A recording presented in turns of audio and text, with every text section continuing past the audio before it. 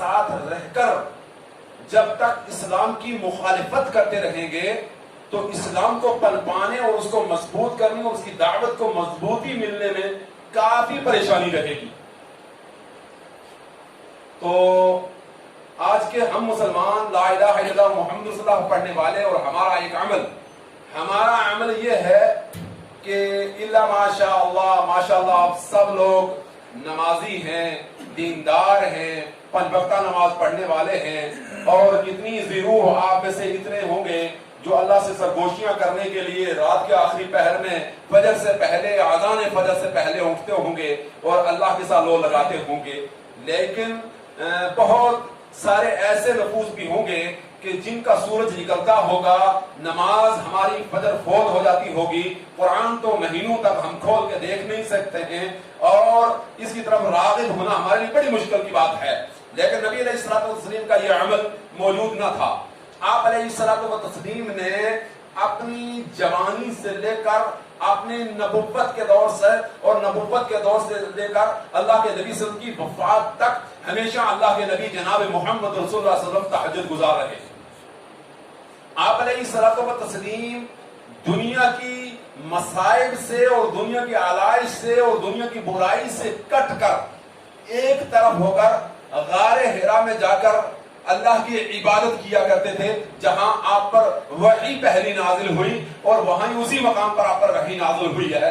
وحی پہلی اقرأ بسم ربک الذی خلق خلق الانسان من علق اقرأ وربک الاکرم الذی علم بالقلم علم الانسان ما لم یعلم. یہ آیتیں اللہ کے نبی جناب محمد رسول اللہ صلی اللہ علیہ وسلم پر غار حرا میں نازل ہوئی، اور پہلی وحی ہے اسلام کی یہ کہ پڑھیے، تعلیم حاصل کیجئے، توحید کو سمجھیے، رسالت کو سمجھیے، اسلام کو سمجھیے، نماز کو سمجھیے، روزے کو سمجھیے، دینیات کو سمجھیے، حق و باطل کو سمجھیے، اور اللہ کی ذات کو سمجھیے. یہ سب دعوت جو ہے اقرا کے اندر جو دی گئی، اس کو حاصل کیجئے. یعنی اللہ کے قرآن کو پڑھیے، نبی علیہ السلام کے فرمان کو پڑھیے، اور فنون و علوم دنیا کو بھی آپ حاصل کیجئے، اور دنیا میں مسلمان سب سے ممتاز اور اعلیٰ رہے، اور آپ فنون اور علم کا اس کو علم ہو.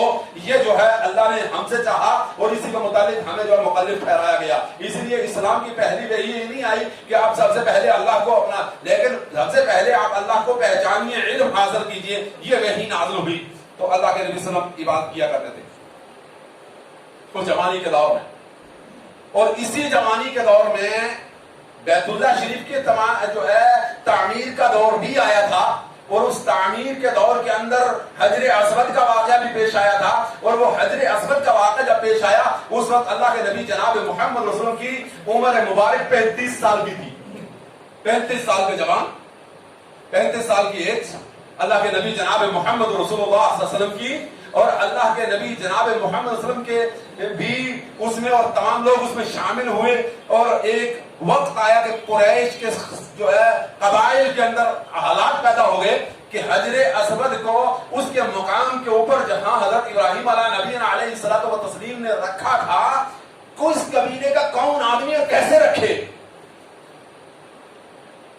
تو مسلمانوں اور نوجوانوں، آپ کی اور میں اپنی اصلاح کے لیے یہ بات آپ کو کہنا چاہتا ہوں. یہ اس کے اعتبار سے میں نے یہ بات آپ کے سامنے رکھی ہے. سب قبائل کے لوگ، ایک کہتا میں رکھوں گا، دوسرا کہتا میں رکھوں گا، تیسرا کہتا میں رکھوں گا، چوتھا قبیلہ کہتا میں رکھوں گا، ہمارا سردار بڑا، ہم بڑے، ہم سقائق الحاج، ہم فلاں، ہم متولی، ہم رکھیں گے، اور کوئی نہیں رکھے گا، جو رکھے گا پھر دیکھ لیں گے. اور قریش والوں کی نبوت سے پہلے، نبی علیہ السلام کی دعوت نبوت سے پہلے لڑائیوں کی ایک بڑی داستان ہے، اور بڑے بڑے دیوان ان پر لکھے گئے ہیں، اور چھوٹی چھوٹی باتوں پر بڑی بڑی جنگیں ان کے درمیان میں ہوا کرتی تھی. یہ تو نبی علیہ السلام کے آنے کا فیض ہے کہ ان کے اندر شیر و شکر وہ ہوئے، اور محبت آئی، مدت آئی، اور ایک جھنڈے کے نیچے وہ جو ہے جمع ہوئے. تو سب نے کہا بھائی ہم رکھیں، کوئی فیصلہ نہیں. ایک دن بھی، دوسرا دن بھی، تیسرا دن بھی. تو ان کے سرداروں میں سے بڑے سردار نے یہ کہا دیکھیے ہم جھگڑیں گے نہیں، ہم لڑیں گے نہیں، ہم کشت و خون نہیں کریں گے. ایک مقدس کام ہے ہمارے درمیان میں بیت اللہ کی تعمیر اور حجر اسود کا رکھنا، یہ بڑا کام ہے. ہم ایک کام کرتے ہیں کہ اس پہ نیک فعال لیتے ہیں، ایک اچھا فیصلہ اور ایک اچھی بات کرتے ہیں. کہا وہ کیا ہے؟ کہا دیکھیے کل فجر کے وقت ہم फजर में देखते हैं कि सबसे पहले कौन शख्स बैतुल्ला शरीफ में हो। हमारे देखने का अमल यह होगा कि सबसे पहले बैतुल्ला के अंदर होगा कौन। जो शख्स सबसे पहले बैतुल्ला के अंदर होगा वही हजे अस्वद का फैसला करेगा और उसी को मुंसिफ और जस्टिस और जज मान लिया जाएगा। मेरे मुसलमान भाइयों, मुसलमान का काम है मस्जिद को आबाद रखना। उनकी पहचान मस्जिद से होती, मस्जिदों की आबादी से होती, मस्जिदों के अंदर जाने से होती। हमारे नबी अलैहिस्सलाम नबूवत के ऐलान से पहले जब तमाम सरदारान कुरैश में बड़े बड़े लोग, बड़े बड़े चाहने वाले लोग ये सोचने लगे कि हम सबसे पहले बैतुल्ला में होने चाहिए, उठकर आए हैं तो अल्लाह के नबी जनाब मोहम्मद रसूल सल्लल्लाहु अलैहि वसल्लम बैतुल्ला में इबादत करने के बाद बैतुल्ला की चौखट पकड़ के खड़े।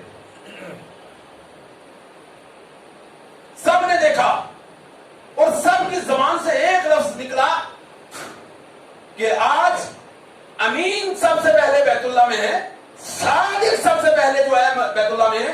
अमीन और सादिक का जो फैसला करेंगे वो फैसला होगा। और ये उम्र अल्लाह के नबी सल्लल्लाहु अलैहि वसल्लम की जवानी की उम्र थी, उस उम्र में अल्लाह के नबी सल्लल्लाहु अलैहि वसल्लम कितनी बड़ी बात गुजारते। तो अल्लाह के नबी जनाब मोहम्मद रसूलुल्लाह सल्लल्लाहु अलैहि वसल्लम का ये अमल बाद में बरकरार रहा। इसकी बरकरारी में अल्लाह के नबी जनाब मोहम्मद रसूलुल्लाह सल्लल्लाहु अलैहि वसल्लम अल्लाह की इबादत कर रहे हैं। रात का वक्त है, तनाई है, तहज्जुद है और तहज्जुद में रात के अंधेरे में सिर्फ रब का और रब के बंदे का आपसी ताल्लुक होता है, कोई देखने वाला। आप आए हैं, इतने लोग सब एक दूसरे से आशना हैं, शनासा हैं, पहचान वाले हैं। जी फलां साहब जो है जुमा पढ़ने के लिए आए थे, अच्छा जी जुमा के दिन पर फलां साहब ने जुमा पढ़ाया। लेकिन रात में अगर मस्जिद का दरवाजा खुला हो और आदमी आए, इबादत करे, जाए, कोई देखने वाला। अल्लाह के नबी जनाब मोहम्मद सल्लल्लाहु अलैहि वसल्लम को दिल के अंदर कुड़न, खौफ, डर और इसी खौफ और डर की बुनियाद पर नमाज पढ़ने के बाद मुल्तजिम को पकड़कर अल्लाह के नबी सल्लल्लाहु अलैहि वसल्लम दुआ करते हैं, ऐ अल्लाह इस्लाम को इज्जत बख्श दो में से एक शख्स से जो तुझे सबसे ज्यादा महबूब है। इन दो आदमियों में से जो आदमी तुम्हें ज्यादा जो है बेहतर लगता हो, तेरे नजदीक सबसे ज्यादा महबूब हो, तेरे नजदीक जिसके जरिए इस्लाम को सबसे ज्यादा तकमील मिलती है, तेरे जो है इल्म में जिसके जरिए से इस्लाम की आबियारी सबसे ज्यादा होती है, उसको तो अल्लाह इस्लाम के लिए कबूल फरमा। इधर नबी अलैहिस्सलाम इस्लाम के फैलाने में, इस्लाम की तबलीग में, दीन की तबलीग में, तौहीद की तबलीग में, तौहीद को फैलाने के लिए तड़पते हुए अल्लाह से बैतुल्लाह के अंदर बैतुल्लाह का गिलाफ पकड़कर अल्लाह से इस तरीके से दुआ करते हैं। और उधर कुरैश मक्का दारुल नदवा के अंदर, अपनी पार्लियामेंट के अंदर सब जमा हुए हैं, उनको भी नींद नहीं आ रही। नींद हमें भी नहीं आ रही है कि हमारे मिटाने के चर्चे हो रहे हैं और नींद उनको भी नहीं आ रही है। हम कुछ भी नहीं करते हैं कि कहीं ये फैल न जाए। हमें फिक्र ही नहीं है क्या हो रहा है, लेकिन फिर भी ये गलगला है, ये एक जज्बा है, ये एक निजाम है, ये एक दबदबा है, ये एक हालत है इस्लाम की कि सोए हुए मुसलमान से, बिल्कुल खोए हुए मुसलमान से भी लोग डरते और दबते हैं और उसकी जाओ, उसके मनसब से लोग दबते। ये अल्लाह की तरफ से इस्लाम वाली को इज्जत होगी। अब अल्लाह के नबी जनाब मोहम्मद सल्लल्लाहु अलैहि वसल्लम दुआ करते हैं। सब ने अपने अपने निजाम के एतबार से बात की। कोई कहता है जनाब ये करें, कोई कहता है ये करें, कोई कहता है ये करें, कोई कहता है ये करें। भाई एक बड़ा मामला था सोशल बाइकाट का, वो हुआ। دار ارقم میں چھپ گئے، دار ارقم میں موجود ہیں، ان کو محصور کر دیا گیا، روک دیا گیا، نظام ختم کر دیا گیا. یہی سوچا جا رہا ہے تجارت بند کر دی جائے، کاروبار بند کر دیا جائے، بٹھایا نہ جائے، خرید فروخت نہ کی جائے، نظام نہ کیا جائے. وہ اسی طریقے سے سوچا جاتا تھا، اسی طریقے سے سوچا جاتا تھا اس وقت. اور یہی سوچ تھی، اسی سوچ تھی. اس سوچ میں جو گم تھے اور جو اس کے اوپر لگے ہوئے تھے، انہوں نے کہا بھائی کیسے کیا جائے. آخر شیطان بزرگ اعتبار سے شامل مجلس تھا. اس نے کہا دیکھیے آپ کے اتنی قریشوں کے قبیلے ہیں، آپ کے اندر اللہ نے بڑی وسعت بھی دی ہے، نظام ہے. آپ کام یہ کیجئے کہ ایک آدمی بڑا اٹھے اور الیاذ باللہ نعوذ باللہ محمد کو قتل کر دیا جائے. دیت کا معاملہ آئے گا، ان کے خاندان والے، ان کے گھر والے لوگ دیت مانیں گے، ہم سب مل کر دیت ادا کر دیں گے، معاملہ ختم ہو جائے گا، معاملہ طے ہو جائے گا. کون کرے؟ کس کی ضرورت ہے؟ کس کی ہمت ہے؟ کون ایسا کر سکتا ہے؟ تو کہنے والوں نے کہا بھائی جو ایک آدمی ہے، وہ آدمی ایسا کر سکتا ہے. کہا کون؟ کہا بڑا دشمن ہے، بہت بڑا دشمن ہے اسلام کا. کہا کون بڑا دشمن ہے؟ کہا اسلام کا بڑا دشمن عمر بن خطاب. عمر. بات پہنچائی. انہوں نے کہا بھائی ٹھیک میں یہ کام کروں. گھوڑے پہ زین کسی، ہاتھ میں ننگی تلوار لی، اور عربی النسل گھوڑا، عربی النسل آدمی، عرب کا بہادر، کود کر گھوڑے پہ سوار ہونے والا اور پیدل چلتے ہوئے لوگوں میں سواروں کے برابر دکھنے والا، شجاع، بہادر، سب جتنے جو ہے خوبصورتی کے عیب موجود، جاؤ منصب کے سب موجود. اس کے اعتبار سے جب نکلا تو حالت کو دیکھ کر ایک صحابی جو اپنا ایمان چھپائے ہوئے تھے، ایمان چھپائے ہوئے تھے، انہوں نے پوچھا عمر کہاں کا ارادہ ہے؟ بڑے آپ غصے کے اندر نظر آ رہے ہو، آج گھوڑے کو اتنی تیز ریڑھ لگا رہے ہو، کیا مسئلہ ہے؟ تو انہوں نے سمجھا کہ بھائی میں بتلا دوں اس کو. کہا بھائی دیکھیے بڑا جھگڑا ہو گیا، باپ بیٹے سے جدا، بیٹا باپ سے جدا، رشتہ دار سے جدا، ماں بیٹی سے جدا. محمد آئے، عجیب سا دین لے کر آ گئے، عجیب غریب نظام ہے اس کا.